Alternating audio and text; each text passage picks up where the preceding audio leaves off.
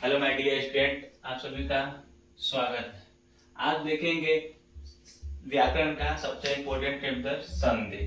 संधि किसे कहते हैं, संधि कितने प्रकार के होते हैं, ठीक है। और नंबर बाई नंबर देखेंगे, ठीक है। सबसे पहले देखेंगे संधि किसे कहते हैं। संधि का अर्थ है, संधि का अर्थ क्या होता है। संधि का अर्थ होता है यानी क्या है, मतलब किसी भी चीज को क्या करना, जोड़ना। संधि का अर्थ क्या होता है, यानी किसी भी दो टूटे हुए शब्दों को क्या करना, जोड़ना होता है। तो सबसे पहले देखेंगे उस संधि के डिफिनेशन के यानी परिभाषा क्या होता है। तो संधि का परिभाषा बहुत ही नॉर्मल होता है। इसका परिभाषा होता है दो वर्णों के मेल से होने वाले विकार को संधि कहते हैं। यानी दो अलग अलग वर्ण हो और जब उसको कंबाइंड किया जाता है, यानी जब उसका संयोग किया जाता है तब क्या बनता है, क्या बनता, तब वो क्या कहलाता है, संधि कहलाता है। तो इसका परिभाषा क्या आ जाएगा, दो वर्णों के मेल से होने वाले विकार को संधि कहते हैं। अब इसका परिभाषा के बाद देखेंगे अब ये कितने प्रकार के होते हैं। तो अब आपको पता ही होगा कि नॉर्मली सभी को पता रहता है कि संधि कितने प्रकार के होते हैं, उसका परिभाषा भी याद रहता है। लेकिन सबसे डिफिकल्ट हो जाता है उसको संधि विच्छेद करना या फिर उसका कंबाइन करना, कि कैसे कंबाइन किया जाएगा। हम एकदम आसानी से बता देंगे, आपको कोई दिक्कत नहीं होगा संधि विच्छेद करने में या फिर उसका संयोग करने में। तो सबसे पहले तो डिफिनेशन क्या होगी, इसको दो वर्णों के मेल से होने वाले विकार को संधि कहते हैं। अब संधि का प्रकार देंगे, संधि कितने प्रकार के होते हैं। संधि तीन प्रकार के होते हैं। कितने प्रकार के होते हैं, तीन प्रकार के होते हैं। एक होता है आपका स्वर संधि, दूसरा होता है व्यंजन संधि और तीसरा होता है आपका विसर्ग संधि होता है। कौन कौन होता है, स्वर संधि, व्यंजन संधि और विसर्ग संधि होता है, ठीक है। तो संधि के कितने प्रकार हो जाएंगे, आपका स्वर संधि, व्यंजन संधि और विसर्ग संधि। इसमें व्यंजन संधि और विसर्ग संधि को बाद में देखेंगे। सबसे पहले हम लोग देखेंगे स्वर संधि। स्वर संधि किसे कहते हैं, स्वर संधि कितने प्रकार के होते हैं, इसका बनाने का कौन कौन सा फैक्ट है, यानी कैसे कितने नियम होते हैं, उसको देखेंगे। तो सबसे पहले स्वर संधि है। जाहिर सी बात है, स्वर संधि है तो स्वरों के मेल से ही इसका निर्माण होगा। व्यंजन संधि होगा तो व्यंजनों के मेल से ही होगा। तो उसी तरह देखेंगे इसका डेफिनेशन क्या आता है स्वर संधि का।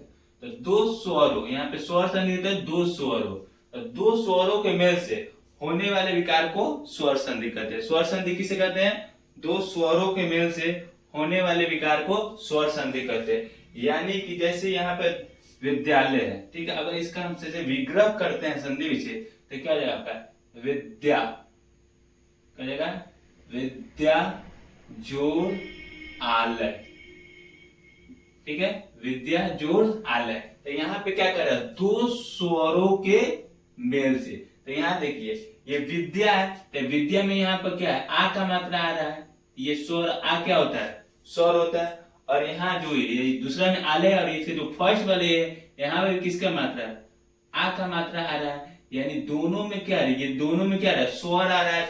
इसीलिए क्या बोला जाता है स्वर संधि का डिफिनेशन, दो स्वरों के मेल से होने वाले विकार को स्वर संधि कहते हैं। अब ये जब मिल जाएगा तो क्या बन जाएगा आपका विद्यालय।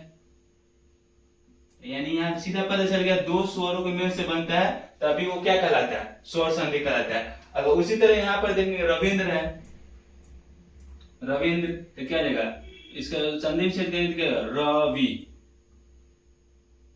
प्लस इंद्र हो जाएगा। तो यहाँ देखिए यहाँ पर कौन सी मात्रा है, ई है, और यहाँ पर भी क्या है, ई है। तो यहाँ पर ये जो है ये भी स्वर है, ये भी स्वर है, और डिफिनेशन में कह रहा है दो स्वरों के मेल से। ये यहाँ पर भी दोनों स्वर थे, दोनों स्वर के दो स्वरों के मेल से जब बनेगा तो क्या कहलाता है, स्वर संधि। और इसको जब कंबाइन करेंगे तो क्या हो जाएगा, ये रविंद्र, क्या हो जाएगा रविंद्र। यानी बहुत ही नॉर्मल डिफिनेशन होता है, बस आप उसको रूल को देखिएगा आपको आसानी से याद हो जाएगा, ठीक है। तो इसी विद्यालय इसके हिसाब से आपको पता चलेगा कि क्यों कहा जाता है कि दो स्वर हो गए। यानी जब इसको जोड़ा जाता है तो यानी कि पहले जो वर्ण होता है उसका अंतिम और दूसरे वर्ण का पहला जो वर्ण होता है वो दोनों का दोनों क्या होता है, स्वर होता है। इसीलिए उसको स्वर संधि बोला जाता है। व्यंजन संधि में पहला स्वर हो या व्यंजन हो, मतलब दोनों सेम नहीं होता, दोनों क्या होता है, अलग अलग होता है। तो यहाँ देखिए स्वर संधि दो स्वरों के मेल से होने वाले विकार को स्वर संधि कहते हैं। अब देखेंगे स्वर संधि कितने प्रकार के होते हैं। स्वर संधि कितने प्रकार के, स्वर संधि मुख्यतः 5 प्रकार के होते हैं। कितने प्रकार के होते हैं स्वर संधि, 5 प्रकार के होते हैं। एक आपका होता है दीर्घ संधि, दूसरा होता है आपका गुण संधि, तीसरा होता है वृद्धि संधि, चौथा है व्यंज संधि और पांचवा अयादी संधि। पहला कौन हो गया आपका दीर्घ संधि, दूसरा कौन हो गया आपका गुण संधि, तीसरा वृद्धि संधि, चौथा यौन संधि और पांचवा आपका हो गया अयादी संधि। ठीक है, अब देखेंगे इसकी पहचान कैसे करते हैं, दीर्घ संधि की, गुण संधि की, वृद्धि संधि की, यौन संधि की और अयादी संधि की पहचान कैसे करते हैं। तो उसमें नॉर्मल सा रहता है, अगर दीर्घ संधि रहेगा तो उसमें मात्रा जो होता है बड़ी मात्रा रहता है, आ बड़ी ई बड़ी, यानी दीर्घ संधि में जो होता है, दीर्घ मतलब, दीर्घ का मतलब ही क्या होता है बड़ा होता है, तो यानी उसमें जो मात्रा आपको मिलेगा वो बड़ा मात्रा मिलेगा। ठीक है, अगला आपका है गुण संधि। तो गुण संधि की पहचान करने के लिए आपको उसमें देख मात्रा मिलेगा, दो मेन मात्रा होता है, एक होता है ए होता है और ये ओ होता है, यानी दोनों को दोनों अगर देखा जाए तो ये छोटा मात्रा है। ठीक है, तो एक हो जाएगा आपका ए मिलेगा और एक हो जाएगा आपका ओ मिलेगा। तीसरा आपका हो जाएगा वृद्धि संधि। तो वृद्धि संधि की पहचान करने के उस पे मात्रा आपको ए मिलेगा और मिलेगा। चौथा यौन संधि, तो यौन संधि की पहचान के लिए य र व रहता है। ठीक है, और पांचवा अयादी संधि, अयादी संधि में अय रहेगा, आय रहेगा और आयु, यानी यही सभी मात्रा रहते हैं और इसी मात्रा के अनुसार हम लोग संधि की पहचान करते हैं। तो अभी हम लोग सबसे पहले इसमें देखेंगे दीर्घ संधि, कि दीर्घ संधि किसे कहते हैं, दीर्घ संधि की पहचान कैसे करते हैं और इसको नाम, इसका विग्रह कैसे करते हैं। ठीक है,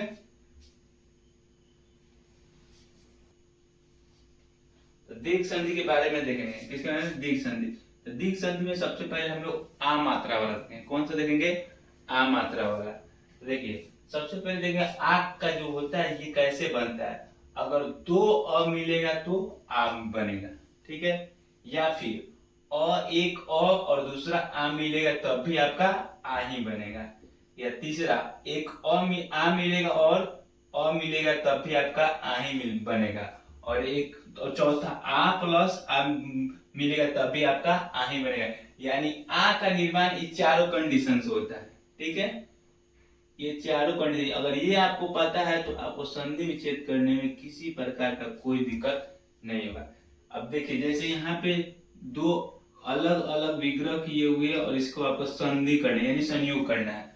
यहाँ पर देखिए शब्द प्लस अर्थ दिया है, यानी अगर यहाँ देखा जाए यहाँ द है तो द के जो लास्ट में क्या छिपा हुआ है, अ छिपा हुआ है। ठीक है, द के लास्ट में यहाँ जो द है द, तो द के जो लास्ट में क्या छिपा हुआ है, अ छिपा हुआ है। ठीक है, ठीक है, और यहाँ के शुरू में भी क्या छिपा हुआ है, क्या है, अ है। तो यहाँ देखिए यहाँ पे अ है और यहाँ पर भी अ है। अब ये दोनों जब मिल जाएगा तो क्या बनेगा, आ बनेगा। क्या बनेगा, आ। ठीक है, आ बनेगा। तो यानी पहला कंडीशन ये हो गया, अ प्लस अ मिलेगा तो क्या बन गया, आ बनेगा। अब इसको कंबाइन करेंगे। ठीक है, तो यहाँ लिखेंगे शब्द, शब्द लिख दिए और मात्रा क्या जोड़ना है, आ का मात्रा जोड़ना है। तो आ का मात्रा देने के लिए क्या जोड़ेंगे, आ नहीं लिखेंगे, केवल क्या लिखेंगे, आकार ही ना लिखेंगे क्योंकि हमको मात्रा क्या देना है, आ का मात्रा। तो यहाँ लिख देंगे हो गया शब्दा। उसके बाद जो बच गया ये लास्ट वाला उसको लिख देंगे शब्दार्थ। ठीक है, ठीक सेम उसी तरह। अब यहाँ देखिए धन प्लस आगम है, तो यहाँ धन में जो है लास्ट में न के पीछे क्या छुपा हुआ है, अ छुपा है, तो यहाँ पे अ प्लस, और आगम में क्या छुपा, क्या है शुरू में, आ मात्रा है तो आ। अभी ये अ प्लस आ मिलेगा तो क्या बनेगा आपका, आ ही बनेगा, यानी कौन सा मात्रा आएगा, आ। अब इसका क्या करेंगे, कंबाइन करेंगे तो क्या आएगा, ध न, और न के ध यहां तक लिख दिया और इसके बाद जस्ट इसके बाद ही मात्रा चलाया जाता है। तो कौन सा मात्रा, आ का मात्रा। तो क्या लिख देंगे, आकार, ध ना और बच के आपका ग और म, धना गम। ठीक है, अब अगला आपका है देवालय। तो इसमें भी अ है, व के लास्ट में क्या छुपा हुआ है, अ, और इसमें शुरू में क्या है, आ। तो क्या बनेगा, इसका भी मात्रा आ बन गया। इसको भी जोड़ेंगे तो क्या होगा, देव।